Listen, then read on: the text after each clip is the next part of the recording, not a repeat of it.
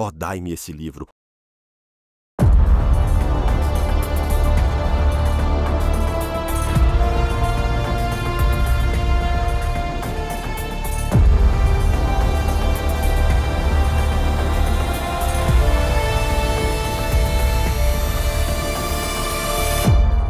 A qualquer preço, dai-me o livro de Deus.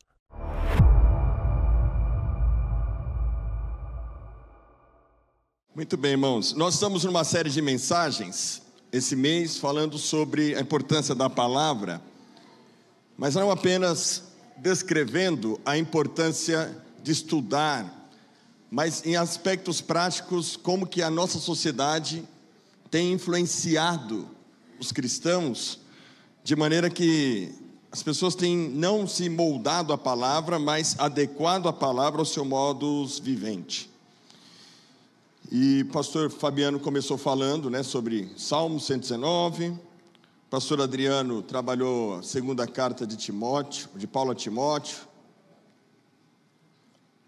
e hoje eu quero tocar num assunto bastante atual, que poucos ouviram falar, e que para mim é um campo minado. Hoje eu tenho que tomar cuidado onde eu vou pisar, que é sobre o cristianismo cultural. Convido você a abrir a sua Bíblia no primeiro livro de Samuel, capítulo 13. 1 Samuel 13.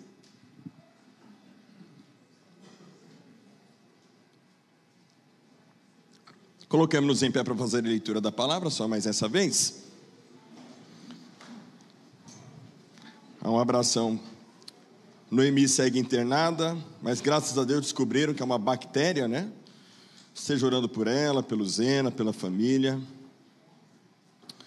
Ela está acompanhando a gente aqui online. Deus abençoe a Noemi. O Wilson, a Janine, irmão Adão, a Sônia, Sueli Nascimento, Carlos Paula. Deus abençoe vocês, a Guina e a galera toda que está acompanhando aí. 1 Samuel 13 diz assim: Saul havia reinado em Israel durante 1 ano. No segundo ano do seu reinado sobre o povo, escolheu 3.000 homens de Israel. 2.000 estavam com Saul em Micmas e na região montanhosa de Betel, e 1.000 estavam com Jonatas em Gibeá de Benjamim. Saul despediu o resto do povo, cada um para sua casa. Jonatas derrotou a guarnição dos filisteus que estava em Gibeá, e os filisteus ficaram sabendo disso. Então Saul mandou tocar a trombeta por toda a terra, dizendo: que os hebreus escutem isto. E todo Israel ouviu dizer: Saul derrotou a guarnição dos filisteus, e agora os filisteus estão com ódio de Israel. Então o povo foi convocado para se juntar a Saul em Gilgal. Os filisteus se reuniram para lutar contra Israel com 30.000 carros de guerra, 6.000 cavaleiros, e o povo em multidão como a areia que está na praia do mar. Eles foram e acamparam em Micmas, a leste de Bet-Aven. Quando os homens de Israel viram que estavam em apuros, porque o povo estava angustiado, se esconderam em cavernas e em buracos, entre rochas, em túmulos e cisternas. Também alguns dos hebreus passaram o Jordão e foram para a terra de Gade e Gileade. E o povo que permaneceu com Saul, estando este ainda em Gilgal, se encheu de temor. Vamos seguir aqui. Saul esperou 7 dias, segundo o prazo determinado por Samuel. Mas como Samuel não vinha a Gilgal, o povo foi se espalhando dali. Então Saul disse: tragam-me o holocausto e as ofertas pacíficas. E ofereceu o holocausto. Mal tinha ele acabado de oferecer o holocausto, eis que chegou Samuel. Saul saiu ao encontro dele para o saudar. Samuel perguntou: o que foi que você fez? Saul respondeu: vendo que o povo ia se espalhando daqui, e que você não vinha no prazo determinado, e que os filisteus já tinham se ajuntado em Micmas, eu disse comigo: agora os filisteus virão contra mim em Gilgal, e ainda não busquei a face do Senhor. Assim, forçado pelas circunstâncias, ofereci holocaustos. Então Samuel disse a Saul: você cometeu uma loucura, não guardando o mandamento que o Senhor seu Deus lhe ordenou, pois o Senhor teria confirmado para sempre o seu reinado sobre Israel. Amém. Pai, obrigado pela porção da Tua palavra. Pai, queremos levar cativo, em obediência a Cristo, todo pensamento. O vaso é de barro, Senhor, é limitado, mas a excelência do poder é do Senhor. Não é com palavras persuasivas, de sabedoria humana, que a tua palavra vai encontrar os corações. Não é com a minha oratória, mas é com o teu poder.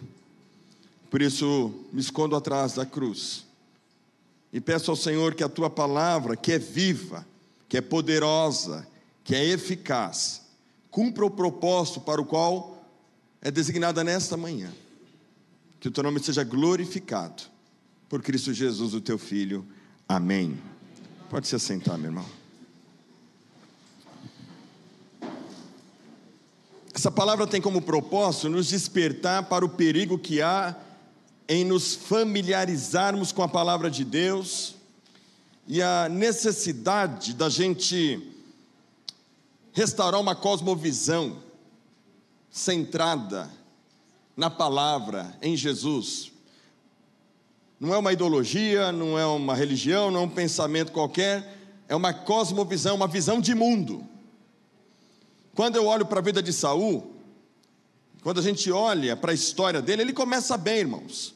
Saul é ungido rei, ele é cheio do Espírito Santo, mas em determinado momento ao longo da sua jornada como rei, a sua fé se tornou superficial, sua fé se tornou apenas ações guiadas por seus próprios pensamentos. No fim de tudo, Saul perdeu a presença de Deus. E eu quero fazer um paralelo da vida do rei Saul com esse cristianismo chamado cristianismo cultural. O que é o cristianismo cultural, irmãos? O cristianismo cultural é um cristianismo onde a fé não é mais uma fé operante, é uma fé institucionalizada, é uma fé de senso comum, é uma fé porque você nasceu num país cristão. Nós precisamos abrir os nossos olhos para esse cristianismo cultural. Há um ateu, pastor Marlon deve conhecer bem, porque é teólogo, estudioso, chamado Richard Dawkins. É um ateu inglês. E ele se declarou esses dias, e saiu na revista Veja, ele se declarou como um cristão cultural. Ele é ateu, mas se considera cristão cultural. Por que ele se declara cristão cultural? Significa que ele valoriza aspectos da cultura ocidental que recebeu influência do cristianismo. Ele se sente bem em viver numa sociedade que se considera cristã. A Europa, como a gente sabe, é um continente hoje pós-cristão. Me lembro que quando houve aquele levante da Al-Qaeda na Síria, a Angela Merkel, que era a primeira-ministra da Alemanha, ela recebeu milhares de sírios na Alemanha. E as pessoas estavam aflitas, falando assim: a Europa vai ser islamizada. Eu me lembro que, alguns anos atrás, o Edmar está aqui hoje, quando ele era diretor de missões, uma coisa que eu nunca esqueci, ele projetou aqui, que a Alemanha, até 2050, se tornaria uma nação 100% islâmica. Estava ouvindo o testemunho de uma pessoa, na internet, vendo alguns testemunhos sobre isso, que em alguns países, por exemplo a Bélgica, quando termina o período do Ramadã, há uma enxurrada de muçulmanos nos shoppings, para encerrar o seu jejum. Angela Merkel disse para aquelas pessoas: vocês estão preocupadas porque nós estamos recebendo os muçulmanos? Voltem para suas origens, pratiquem a fé cristã. E o Richard Dawkins, que é esse ateu inglês, ele está muito incomodado com essa chuva da cultura islâmica vindo sobre a Europa. E ele fala: olha, eu prefiro 1000 vezes o cristianismo cultural do que a islamização da Europa. Eu mesmo me considero um cristão cultural. Como é gostoso chegar no final do ano, na época de Natal, e escutar aquelas músicas de Natal. Até eu vou para a igreja. Mas ele não é cristão. Cristão de fato. Ele é um ateu. Mas veja como ele percebe a fé cristã na sociedade em que ele vive. Está muito preocupado que o islamismo domine a cultura, porque dentro da perspectiva islâmica, na leitura do Richard Dawkins, ocorrerá um retrocesso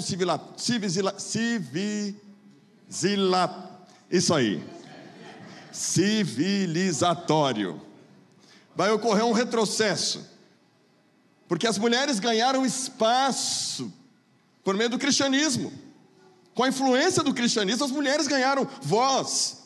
Mas na cultura muçulmana, a mulher não pode falar. E alguns mais radicais entendem que a mulher sequer tem alma. Então, para pensar. Ele fala, não, é um retrocesso. Eles vão matar as pessoas. O senso de moralidade, da perspectiva islâmica, é de destruição das pessoas. A fé cristã, a moralidade cristã é muito melhor. Esse é o cristianismo cultural. Um dos aspectos desse cristianismo cultural, no qual ele se preocupa muito na Europa. Precisamos resgatar esse espírito natalino, esse espírito da Páscoa. Precisamos resgatar e fortalecer as famílias, a tradição, o conservadorismo. Um ateu falando isso. E o cristianismo cultural, irmãos, é isso. Não sabemos o que não é ser cristão aqui no Brasil, por exemplo. O Brasil foi influenciado pelos jesuítas. O Brasil foi cristianizado. Somos uma nação cristã porque herdamos isso dos portugueses. Você provavelmente é cristão porque nasceu numa família cristã. Você não aprendeu outro tipo de fé. Essa é o nosso modo de viver, o nosso modo de crer. E essa cultura que a gente vive foi modelada pelos valores das Sagradas Escrituras. Há um apelo muito forte para a secularização do nosso país, de tirar a cruz dos prédios públicos, de tirar a Bíblia das escolas e aquela coisa toda, porque estão tentando tornar o Brasil cada vez mais um estado laico, né? Mas aí é que está, irmãos. O cristianismo faz parte da nossa cultura. Basta olhar para as datas comemorativas. Chega a Páscoa, todo mundo vai celebrar a Páscoa, seja por razões bíblicas ou não. Corpus Christi, Natal, quarta-feira de cinzas, enfim, o nosso calendário é de uma agenda cristã. A gente é de uma agenda cristã. E é engraçado que assim, a criança nasceu, por exemplo, a criança, na perspectiva, na cultura de influência católica, ela não vai crescer na igreja porque os pais não vão levá-la, mas ela não pode morrer pagã, então vai levá-la para batizar, porque não pode morrer pagã. Essa é a influência da nossa cultura cristã. O cristianismo cultural só vai até aí. Então, quando eu olho para o Richard Dawkins, eu vejo muito dele também hoje no Brasil, e agora é onde eu falo no campo minado, onde eu tenho que saber onde é que eu vou pisar agora, pastor Marcos, você me ajuda. Qualquer coisa eu saio correndo, você fica e apanha. Porque o cristianismo cultural, ele ficou muito mais escancarado com essa polarização política de esquerda e de direita no nosso país. Temendo o avanço progressista da agenda da esquerda no nosso país, levantou-se uma outra agenda paralela de direita, em nome do conservadorismo, do resgate dos valores da família, contra as ideologias.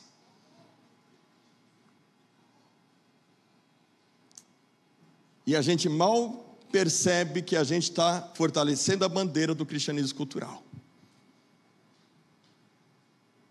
Porque o presidente da República Coloquem amor nas minhas palavras. Com todo o temor eu falo isso nessa manhã, porque o nosso compromisso é com o Evangelho, amém, irmãos?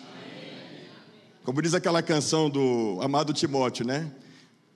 Você quer esse Evangelho mesmo? Por ele você vai ser surrado, você vai ser mal falado, você vai ser criticado, você vai apanhar. Pode ser que hoje você vai ter uma relação comigo de amor e ódio. Eu te amo em Cristo Jesus. Agora, como que a gente pode defender um presidente da República que casou 4 vezes só porque ele levanta uma bandeira em nome do conservadorismo? A gente vai falar que ele é cristão? Olha a vida, olha o que sai da boca: verborragia, xingamento, incitação ao ódio, brigando, irado, xingando.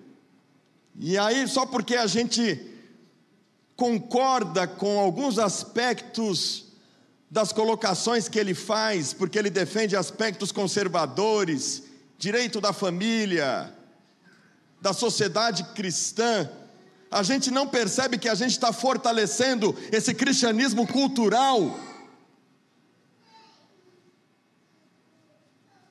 Não estou dizendo que eu sou a favor dos ensinamentos da esquerda e do progressismo, mas eu também não estou muito ligado e não combina comigo essa agenda de direita banhada de cristianismo cultural.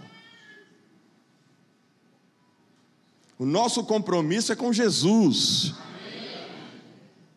Nosso compromisso é com o Evangelho de Jesus Cristo, irmãos. A gente vai pagar caro, porque uma das coisas que a geração atual procura, sabe o que é? Não é um belo discurso, não são ideologias, não são opiniões fortes. Ela procura autenticidade. Legal, estou gostando do que você está falando, me mostra na sua vida como isso funciona. Eu quero olhar para a sua vida e quero ver que há verdade no que você está pregando. Você está defendendo o direito da família, mas você separou 4 vezes, cara. Você está defendendo uma série de leis a favor da família, contra o aborto. Eu não sou a favor do aborto. Mas quem é que está nos representando? Alguém que vive na cultura, influenciado por essa perspectiva cultural? Sabe, irmãos, nossos políticos de direita são crentes por conveniência ou eles são nascidos de novo? Porque crente é quem nasceu de novo, amém, irmãos? John Wesley escreveu um sermão chamado Os Quase Cristãos, sermão número 2 de John Wesley. John Wesley era um grande cristão, um quase cristão. Ele visitava os enfermos, ele orava pelos doentes, ele ajudava os pobres e necessitados, ele pregava a palavra, foi até ser missionário na Nova Inglaterra, atual Estados Unidos, fracassou totalmente, e o homem que procurava ser o mais piedoso, o mais crente possível, chegou à conclusão de que não tinha nascido de novo. Até que o seu coração estranhamente se aquece dia 24 de maio de 1738. John Wesley não é mais um pregador de um cristianismo cultural inglês. John Wesley agora prega o evangelho do novo nascimento, da santidade, e é proibido de pregar nas igrejas anglicanas. Porque ele prega o evangelho. Ele prega o novo nascimento. Ele prega a mudança de vida, um resgate a viver uma fé transformadora, ter um encontro com Cristo. Quando eu olho para a história de Saul, e aliás, voltando ainda em Wesley, foi o Wesley que cunhou então essa frase, né? Ó, dá-me esse livro a qualquer preço, quero ser um homem de um livro só, quero ser um homem da palavra. Mas não de uma palavra morta, mas de uma palavra viva. Porque, irmãos, se a igreja quer ter credibilidade e autoridade nesse mundo, não é por meio de moralismo, não é por meio de discursos políticos.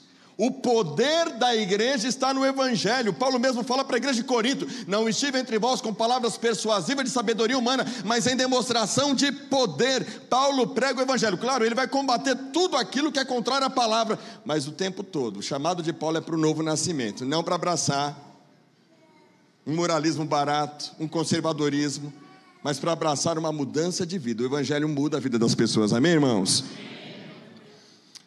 E aí eu olho para a vida de Saul e eu vejo, obviamente que a gente não vai encontrar aqui elementos do Novo Testamento, mas eu vejo aspectos de como a gente pode, com o tempo,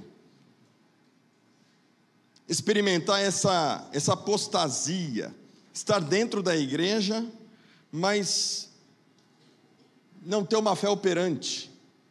Como que a gente pode se esfriar espiritualmente? Como que essa fé pode perder sentido?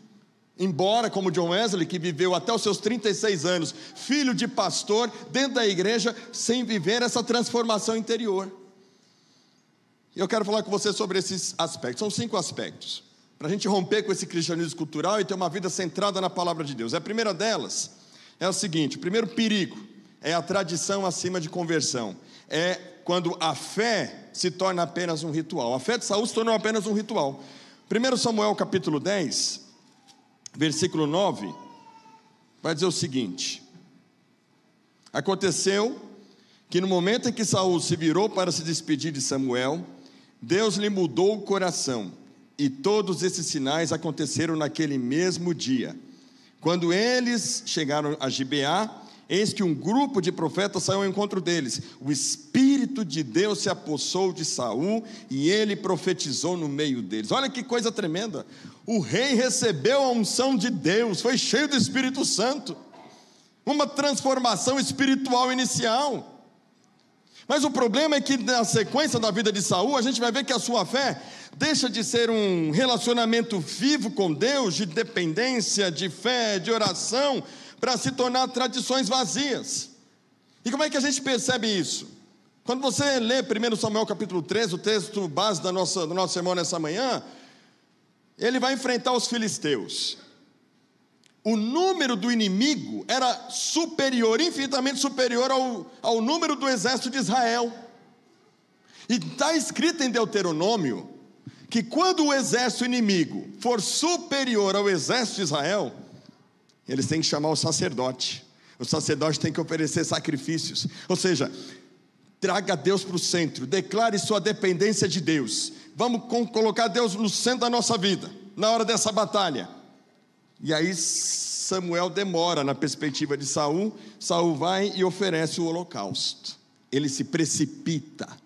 Mari, se você quiser pode tirar, tá? Eu ia usar, mas não consegui fazer deixa a ênfase mais no texto bíblico mesmo, obrigado. E aqui, irmãos, eu vejo um aspecto forte desse cristianismo cultural: tradição sem conversão verdadeira.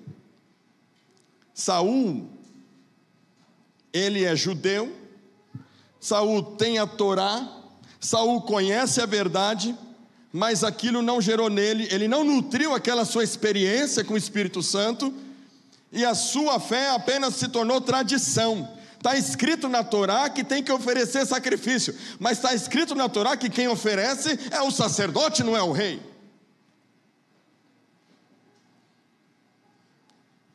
E aí, irmãos, me lembra muito que Jesus fala em Mateus capítulo 15, versículo 8: este povo se aproxima de mim com a sua boca e me honra com seus lábios, mas o seu coração está longe de mim. Esse é o perigo do cristianismo cultural, quando a fé, ela se torna apenas um ritual. Naquele momento a confiança de Saul estava no rito, não em Deus. Ele segue a tradição, ele não segue a palavra de coração. Por outro lado, eu faço um paralelo com o rei Davi. Rei Davi, ele quebra a sua confiança em Deus em determinado momento.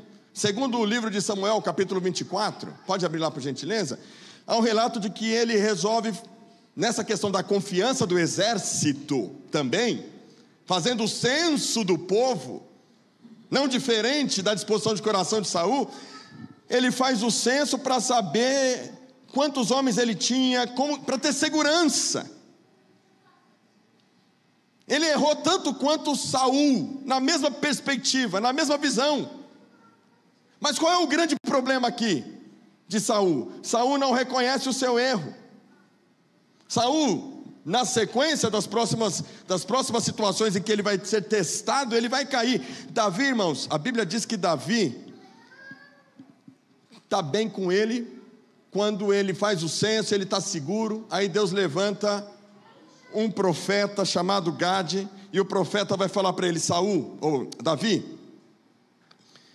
você fez o que é reprovável diante dos olhos do Senhor, você escolhe.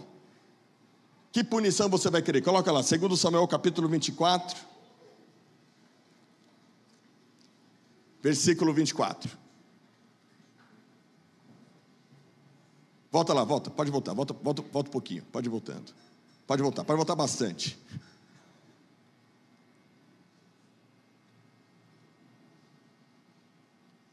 Aí. Vai e diga a Davi: assim diz o Senhor, eu lhe ofereço 3 opções, escolha uma delas, para que eu execute contra você. Gade foi falar com Davi, e ele comunicou isso dizendo: você quer 7 anos de fome na sua terra? Uma opção. Segunda opção, 3 meses fugindo dos seus inimigos. E a terceira opção, pode virar, 3 dias de peste na sua terra. O que você quer? O que Davi fala, irmãos? Davi fala: eu errei. Eu falei: não, olha só, continua lá, pode continuar. Estou muito angustiado, porém é preferível que caiamos nas mãos do Senhor, porque muitas são as suas misericórdias. Davi mostra sua confiança em Deus. E aí, o anjo do Senhor pousa nas terras de Aru. Passa para frente, 24, lá no 24. Difícil guardar esses nomes, parece nome de índio.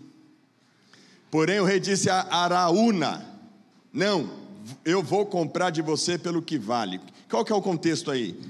O anjo do Senhor pousa ali sobre as terras de Araúna, e aí o profeta fala para ele: ofereça sacrifícios, para que isso passe,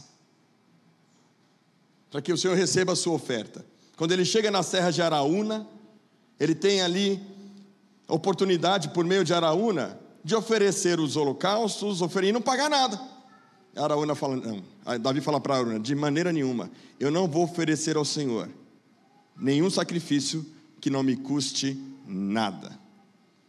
Seu relacionamento com Deus era real e profundo, e não era apenas uma mera formalidade. Davi entendeu: não adianta eu prestar um ritual, eu preciso fazer isso de coração.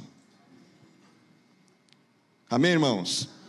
Tradição acima da conversão faz com que a religião não tenha mais sentido de poder, de vida.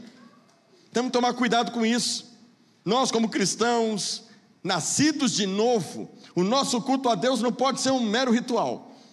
Tem que ser fruto de uma confiança, de uma relação, de uma dependência em Deus. Segunda coisa que eu vejo aqui, segundo aspecto desse cristianismo cultural, é uma espiritualidade desalinhada com a palavra. Saul, ele buscava o que parecia ser certo, mas não que era correto diante de Deus. Quer ver? Vamos lá. Saul, ele parecia, irmãos, muito comprometido com Deus, mas as suas ações mostravam o contrário. Vamos ver algumas passagens. Coloca lá, Deuteronômio capítulo 17, versículo 18. E fica aberto em Deuteronômio, que nós vamos ver dois capítulos na sequência. Também quando se assentar no trono do seu reino, mandará escrever num livro uma cópia desta lei, feita a partir do livro que está com os sacerdotes levitas. Isso aí é uma ordem de Deus para os reis. Continua. O rei terá esse livro consigo e nele lerá todos os dias da sua vida, para que aprenda a temer o Senhor seu Deus, a fim de guardar todas as palavras desta lei e estes estatutos para os cumprir. Ele fará isso para que o seu coração não se exalte sobre os seus irmãos e não se desvie do mandamento, nem para a direita, nem para a esquerda, e assim prolongará os seus dias no seu reino, ele e os filhos dele no meio de Israel. Agora olha Deuteronômio 18, 9. Deuteronômio 18, 9. Quando vocês entrarem na terra que o Senhor seu Deus lhes der, não aprendam os costumes abomináveis daqueles povos, que não existe entre vocês ninguém que queime o seu filho ou sua filha em sacrifício, nem que seja adivinho, prognosticador, agoreiro, feiticeiro, encantador, necromante, praticante de magia ou alguém que consulte os mortos, pois todo aquele que faz tal coisa é abominação ao Senhor. Até aí. Irmãos, quando Saul se vê em momentos de apuro, sabendo uma batalha, Samuel está morto e ele precisa da direção de Deus. O rei não aprendeu a ouvir a Deus. Imagina, tem a lei na mão dele, ele tem uma cópia da lei na mão dele, nós temos a Bíblia na nossa mão, amém, irmãos? Mas ele não aprendeu a desenvolver uma espiritualidade de confiança, de dependência, de ouvir a voz de Deus. E quando o profeta morre, o sacerdote, o profeta morre, ele se vê em apuros, mas a sua espiritualidade está desalinhada com a palavra de Deus. O texto, ele tem uma cópia da lei, vimos lá em Deuteronômio 17, e nessa mesma lei está escrito: você não vai consultar necromante, você não vai consultar adivinhos, você não vai fazer nada disso, é abominação ao Senhor. 1 Samuel capítulo 28, diante da sua situação de perigo e de morte, temendo por si sua vida, temendo pela nação de Israel, buscando uma resposta de Deus, buscando uma direção de Deus, Saul vai consultar uma médium de Endor. E aconteceu, lá, versículo 10, do capítulo 28. Então Saul lhe jurou pelo Senhor, dizendo: tão certo como vive o Senhor, nenhum castigo lhe sobrevirá. Por quê? Olha só o que diz o versículo 8. Vamos ler todos os versículo 8. O 8. Aí é o 9, o 8. 1, 2, 3. Saul vestiu outras roupas e se foi, acompanhado de 2 homens, chegaram de noite à casa da mulher, e Saul lhe disse: peço que você adivinhe para mim, pela necromancia, até aí. O que a lei falou para Saul não fazer? Não consultar o quê? Necromantes. Agora você perceba como a espiritualidade de Saul está tão distorcida. Volta lá no versículo 10. Vê se você consegue perceber. Então Saul jurou pelo Senhor, dizendo que ia preservar a vida dessa mulher. É mais ou menos assim: vamos procurar algo aqui dessa religião ocultista, e em nome de Jesus nada vai acontecer com você. É isso. Uma espiritualidade desalinhada com a palavra. Tem uma cantora de funk, que ela estava passando, eu não vou mencionar o nome dela, a pregação está sendo gravada, e até por uma questão ética, mas essas cantoras de funk estavam muito aflita, muito atribulada no show. E aí, ela dando o testemunho dela, o testemunho de que ela estava tão atribulada, tão aflita, e aí juntou com uma outra cantora de funk, e uma virou para a outra e falou: Deus vai te exaltar, não fique angustiada, eu profetizo, você vai romper. E ela fez o show dela para a glória de Deus.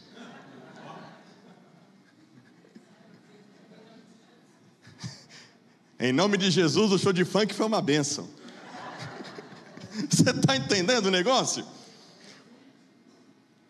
A espiritualidade se tornou uma espécie de misticismo barato. Mas o problema não está aí, irmãos. Aí a gente já sabe, é escancarado. O problema é quando isso está dentro da igreja.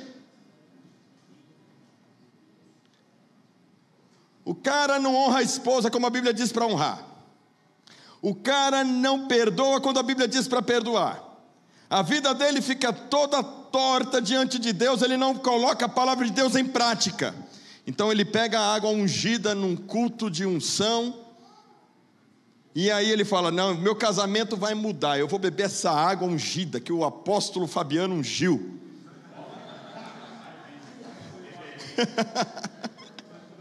E meu casamento vai mudar. Meu filho, se você não coloca a palavra de Deus em prática, é uma espiritualidade desalinhada com a palavra, é misticismo do mais barato. É isso que o cristianismo cultural faz com a gente. Não viver a palavra de Deus.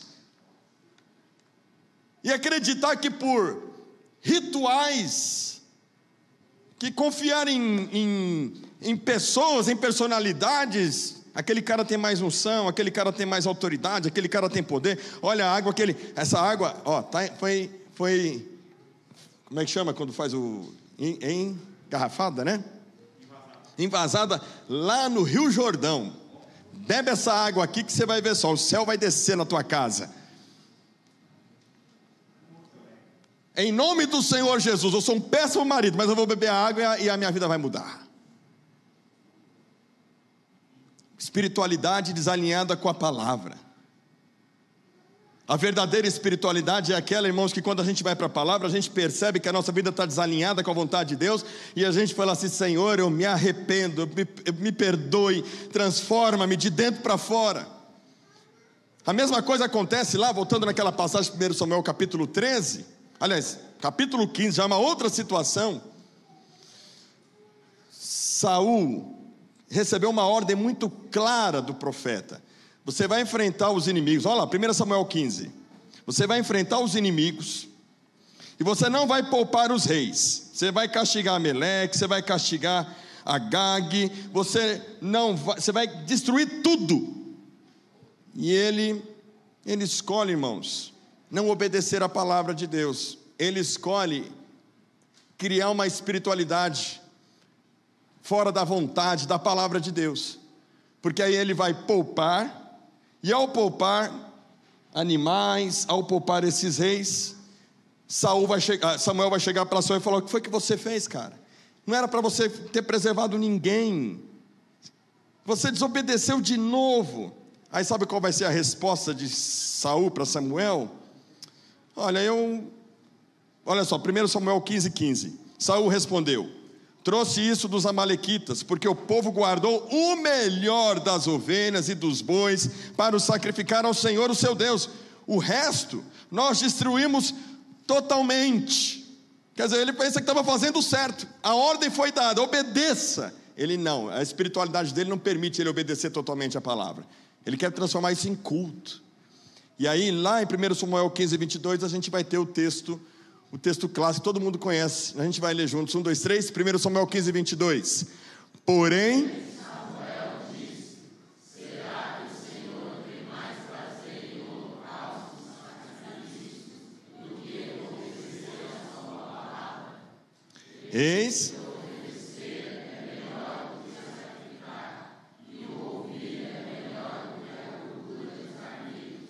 Agora vamos fazer um contraste com o rei Davi? Como que a espiritualidade dele é uma espiritualidade viva. Ele não é um cristão cultural, ele é alguém que a fé é viva. Você imagina que o seu inimigo está tentando te matar. Ele quer matar você a todo custo, está te perseguindo, e de repente aparece a oportunidade da sua vida. Você está na moita ali, e o seu inimigo está de costas para você. Davi tem essa oportunidade de matar Saul. Mas ele é um homem que ama a palavra. É um homem cuja espiritualidade é viva, porque ele teme a Deus. Os seus guerreiros falam: Davi, é a nossa oportunidade, vamos matar Saul agora, cara. Diz a Bíblia que Davi corta um pedaço do manto de Saul. E aí, coloca lá, 1 Samuel 24:5. Quando ele tem a oportunidade de matar Saul, ele se poupa. Mas depois que ele cortou o pedaço do manto, Davi ficou com dor no coração por ter cortado a ponta do manto de Saul. E disse aos seus homens: o Senhor Deus me livre de fazer tal coisa ao meu Senhor. Isto é, que eu estenda a mão contra ele, pois ele é ungido do Senhor. Davi também era ungido do Senhor. Davi foi ungido, mas Saul não tinha temor. Sua espiritualidade era vazia. Irmãos, em termos práticos, os nossos dias atuais, pensando nesse cristianismo cultural, Eu estou tomando muito cuidado para escolher as palavras, porque eu não quero machucar ninguém, não quero que ninguém pense dando direto para ninguém. Só quero que você pense comigo nessa manhã, meu irmão. A verdadeira espiritualidade é aquela em que você vive o que você crê. Quando o evangelho muda a sua vida de fato, você deixa de ser uma pessoa vingativa, você deixa de ser uma pessoa rancorosa, você deixa de ser uma pessoa maledicente, você deixa de ser uma pessoa que vive segundo o espírito deste mundo, segundo o curso deste mundo. O Espírito de Deus é perceptível na sua vida, nas suas relações com as pessoas. Você vai começar a sofrer de um defeito que eu sofro. Como diz o Carrá, meu maior defeito é a minha maior qualidade: acreditar nas pessoas. Só que você fica mais sábio com o tempo nesse acreditar nas pessoas, mas você não deixa acreditar nelas. Porque você passa a olhar para as pessoas com o olhar de Cristo, com o olhar de misericórdia.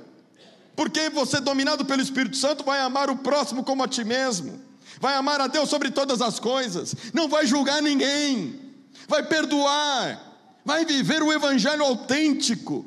Porque a sua espiritualidade, se ela é de fato de um novo nascimento, de alguém que experimentou Cristo de verdade, meu irmão, as suas relações sociais vão ser permeadas por isso. Não dá para você falar: eu acredito em Deus, mas não vou perdoar o fulano. Eu acredito em Deus, mas não vou olhar na cara dele. Eu acredito em Deus, mas que tomara que a galera da bancada da bala consiga trazer pena de morte no Brasil.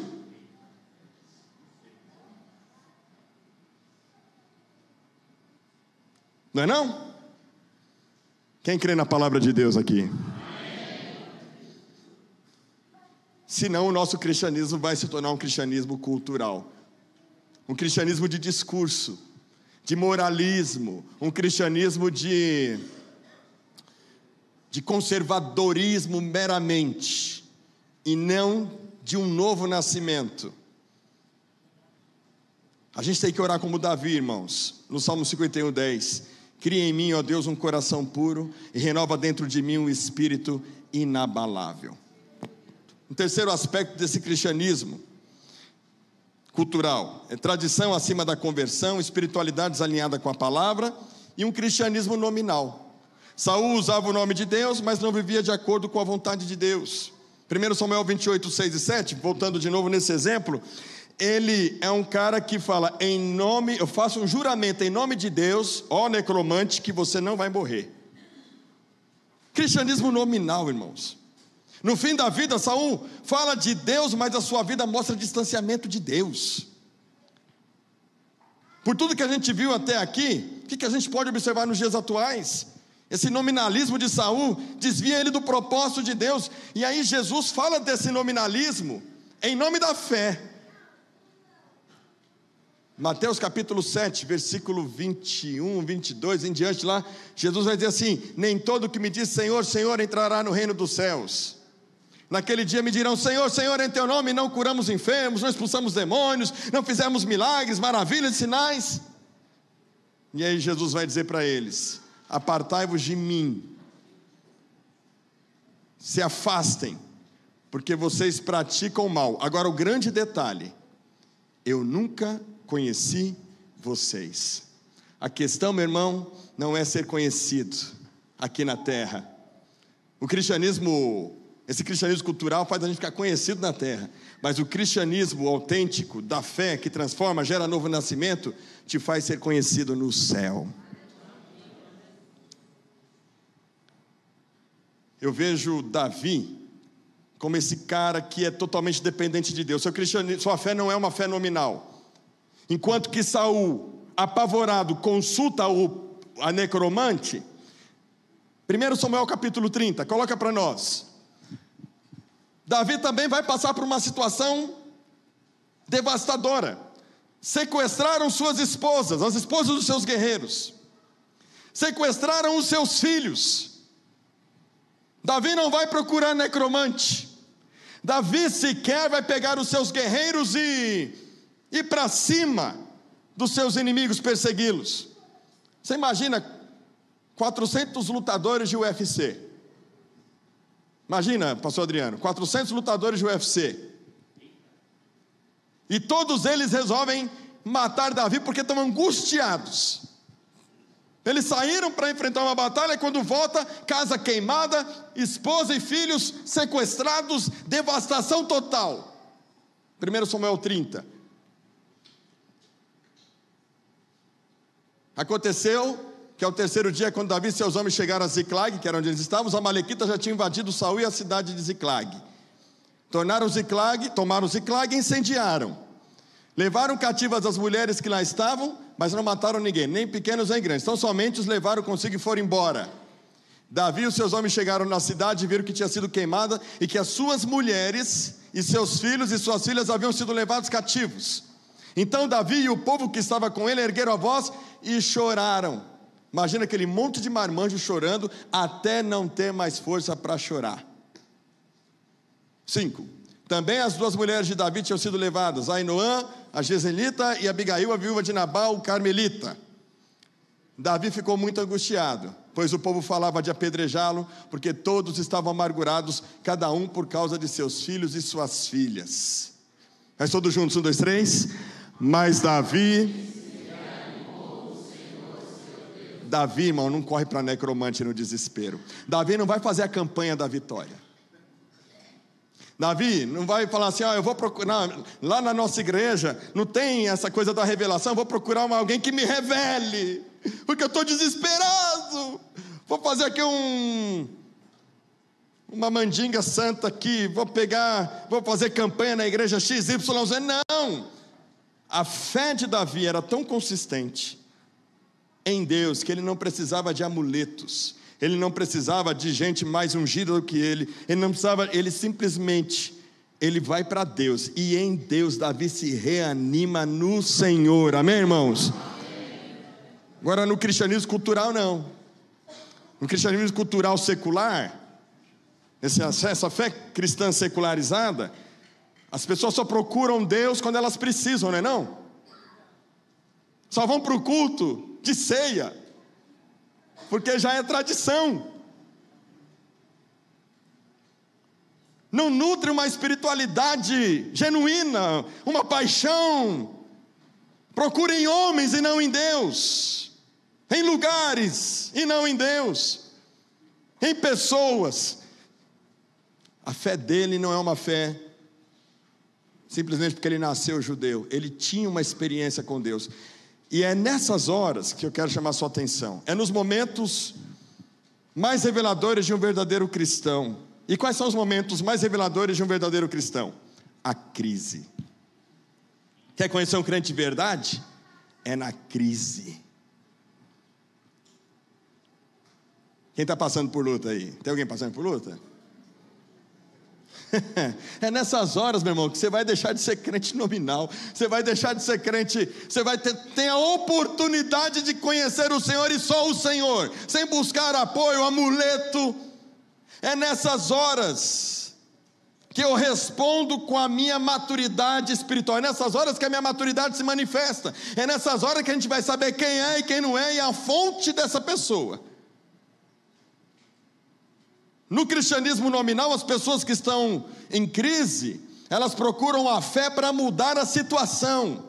No cristianismo autêntico, as pessoas que estão em crise, colocam a sua fé em ação em Deus, e percebendo, Deus, como que eu posso me juntar ao Senhor nessa situação? Ela não quer mudar a situação, ela quer que Deus cumpra o propósito dela. Ela conhece a Deus, ela sabe que Deus não vai permitir nada além daquilo que ela possa suportar, e que no tempo oportuno Deus vai dar o escape, e Deus vai cumprir o seu propósito na vida daqueles que conhecem a Deus de coração, de fato e de verdade. Não vai fazer igual Saul, vai fazer igual Davi, vai se reanimar no Senhor. Aí ele se reanima no Senhor, ele não é precipitado. Quer ver? Continua lá no versículo 7, olha que coisa linda. Tua mulher, teus filhos, a mulher dos seus guerreiros, os filhos deles estão lá. Disse Davi a Abiatar, o sacerdote, filho de Aimeleque: traga aqui a estola sacerdotal. E Abiatar trouxe a Davi. Então Davi consultou o Senhor: devo perseguir esse bando? E aí, meu irmão, você tem coragem de fazer isso? Falar assim: Deus, vou me juntar ao Senhor, o que o Senhor está fazendo. Ou seja, eu não vou lutar a batalha, eu vou perguntar se eu devo ir lutar a batalha. Olha a confiança de Davi em Deus. Conseguirei alcançá-lo? E o Senhor respondeu: persiga o bando, porque você certamente o alcançará e libertará os cativos.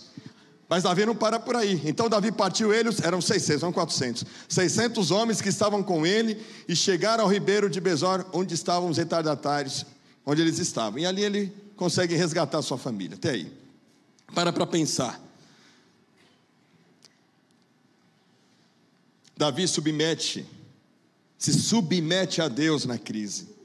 Ele não tenta mudar a situação, ele busca a vontade de Deus na situação. Ele quer a palavra de Deus, a vontade de Deus acima de tudo. Mas no cristianismo nominal, nessa fé de senso comum, quando as pessoas estão em crise desesperadas, quando caiu as Torres Gêmeas nos Estados Unidos, em 2001, houve assim um retorno de multidões para dentro das igrejas. Todo mundo virou crente, ninguém queria morrer. Viram que os Estados Unidos conseguiu pacificar, organizar tudo. A maior evasão de cristãos, o maior número de desigrejados da história dos Estados Unidos é o que está acontecendo agora nesse século.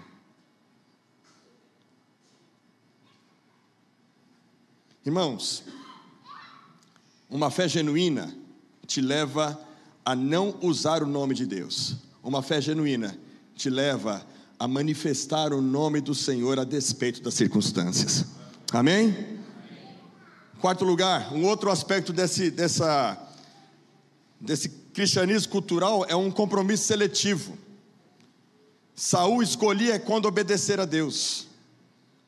1 Samuel capítulo 15, versículo 3. Portanto, vai e ataque os amalequitas, destruindo totalmente aquilo que eles tiverem. Não poupe ninguém, mas mate homens e mulheres, meninos e crianças de peito, bois e ovelhas, camelos e jumentos. Versículo 9. Mas Saul e o povo pouparam a Agag, o melhor das ovelhas e dos bois, dos animais gordos, dos cordeiros e tudo que mais era de bom. A isso não quiseram destruir totalmente, porém toda coisa sem valor e desprezível destruíram. 19. Samuel fala para Saul: por que então você não deu ouvidos à voz do Senhor, mas se lançou sobre o despojo e fez o que era mal diante dos olhos de Deus? O 22. Porém Samuel disse: será que o Senhor tem mais prazer em holocausto e sacrifício do que no obedecer a sua palavra? Eis que obedecer é melhor do que sacrificar, e ouvir é melhor do que gordura de carneiros. Saul, ele não rejeitou totalmente a palavra de Deus, mas escolheu o que obedecer. Ele é seletivo, seu compromisso é seletivo. Aceitam partes fáceis do cristianismo, rejeitam as renúncias, aceitam a ideia de que Deus abençoa, mas rejeitam um compromisso ao arrependimento. Compromisso seletivo. Jesus é muito claro: se alguém quiser vir após mim, negue-se a si mesmo, tome a sua cruz e siga-me. Davi, irmãos, por outro lado, não era perfeito, mas ele buscava obedecer por inteiro. Se ele errava, ele se arrependia. A motivação de Saul era a aprovação dos homens, a motivação de Davi era a obediência total a Deus.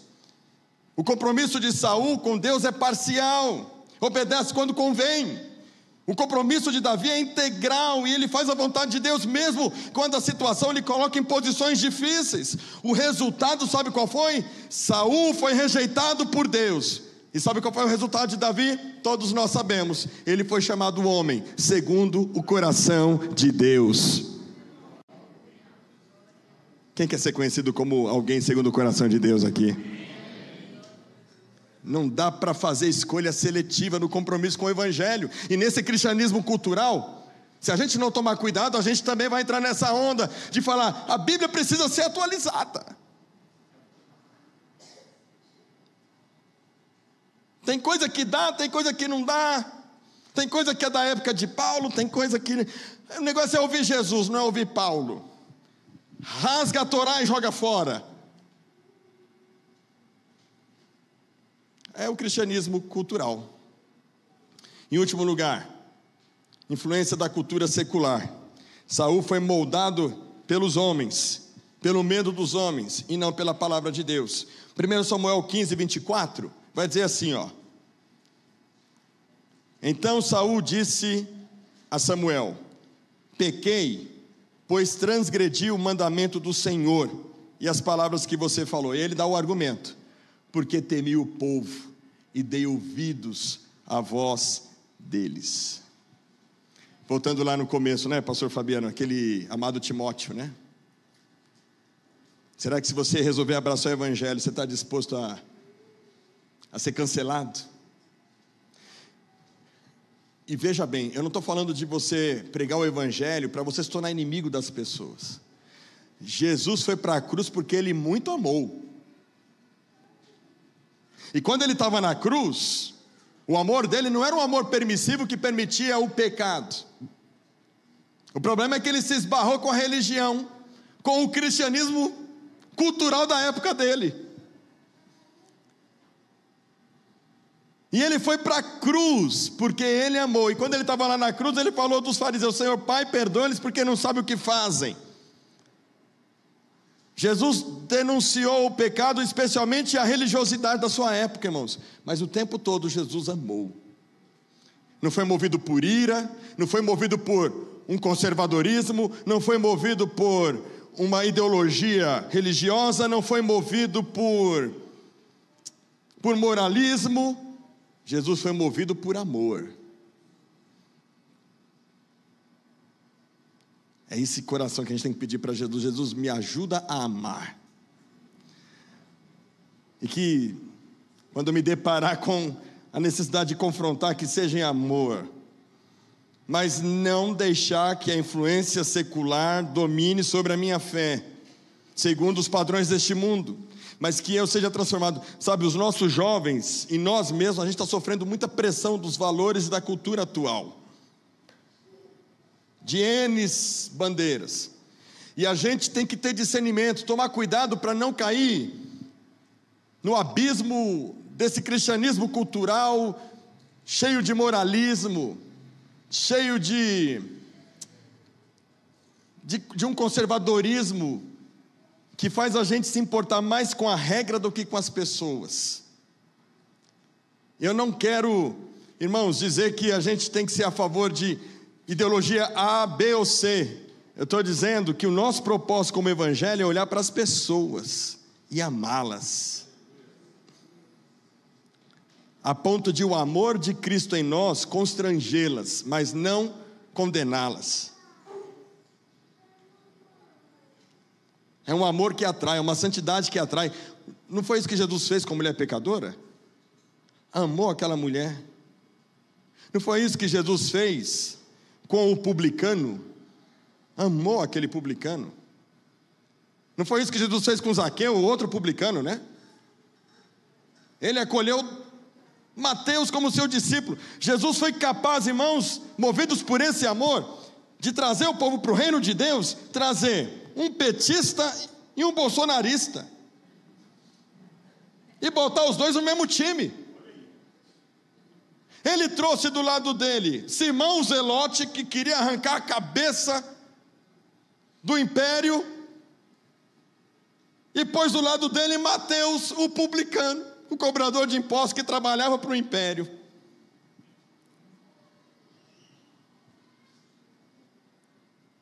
No cristianismo cultural não tem espaço para isso não. No cristianismo cultural, Zelote vai continuar Zelote, e o publicano vai continuar publicano. Quanto você está entendendo a palavra nessa manhã, irmãos? Para terminar, pastor, então o que a gente faz? Vou falar igual a Angela Merkel: vamos nos voltar para as nossas raízes, vamos nos voltar para a palavra, mas segundo a perspectiva de Jesus, com a cosmovisão de Jesus Cristo. Não permissividade ao pecado, não é nada disso, mas é viver esse evangelho da graça, constrangendo o amor, denunciando, mas com a mensagem de amor, de perdão, de reconciliação. E no final das contas, não é depender de homens lá na política. Uns confiam em carros, outros em cavalos, mas nós faremos menção em nome do Senhor, o nosso Deus.